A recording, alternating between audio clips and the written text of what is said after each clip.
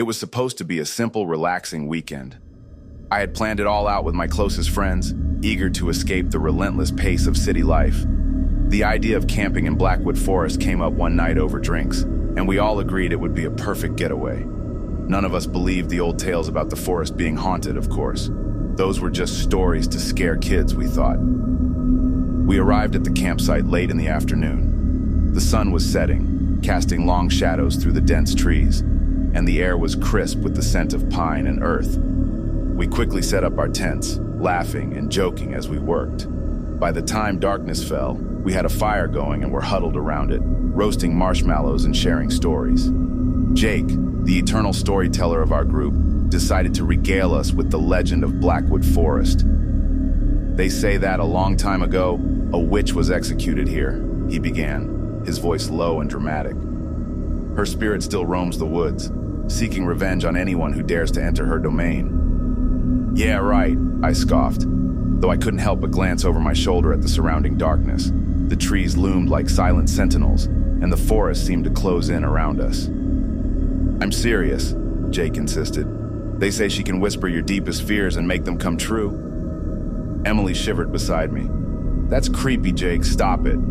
John, always the skeptic, laughed. Come on, guys, it's just a story. There's no such thing as witches or ghosts. We eventually called it a night, extinguishing the fire and retreating to our tents. I lay in my sleeping bag, listening to the sounds of the forest. The usual nighttime noises seemed amplified in the stillness. The rustling of leaves, the distant call of an owl, and the occasional snap of a twig. I tried to tell myself it was just my imagination, but I couldn't shake the feeling that something was watching us. I must have drifted off because I woke up to a soft, almost inaudible whispering. At first I thought it was the wind, but the whispers grew louder and more distinct. They were coming from just outside the tent. I held my breath, straining to hear. Help us! Join us! I shook Jake awake, my heart pounding. Jake, do you hear that? He rubbed his eyes and listened.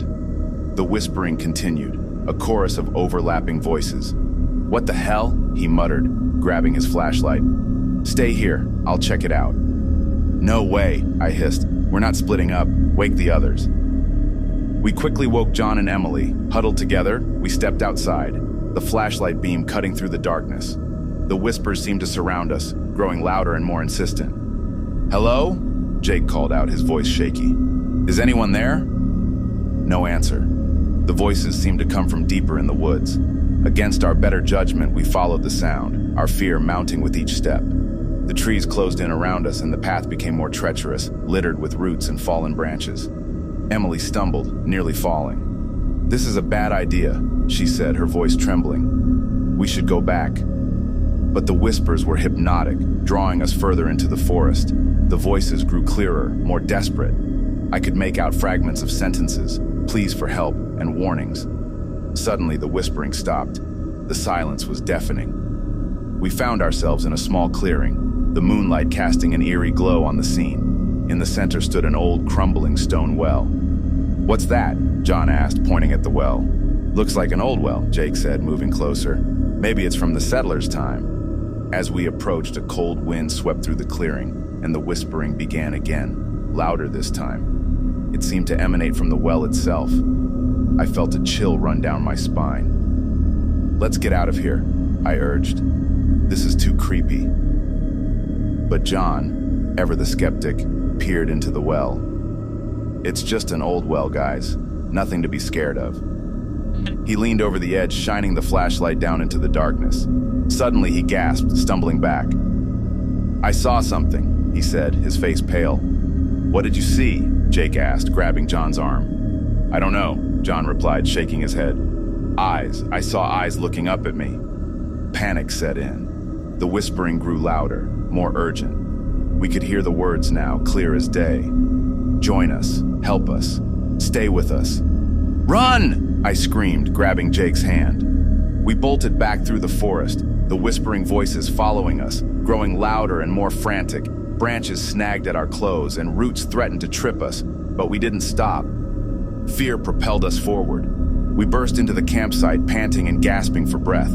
The whispers faded, but the terror lingered. We quickly packed up our gear, abandoning the tents, and drove away, not stopping until we were miles from Blackwood Forest. In the safety of daylight, we tried to make sense of what had happened. The experience left us shaken, and we vowed never to speak of it again. But I knew that the whispers would haunt me forever, a chilling reminder of the night we ventured too deep into the haunted heart of Blackwood Forest.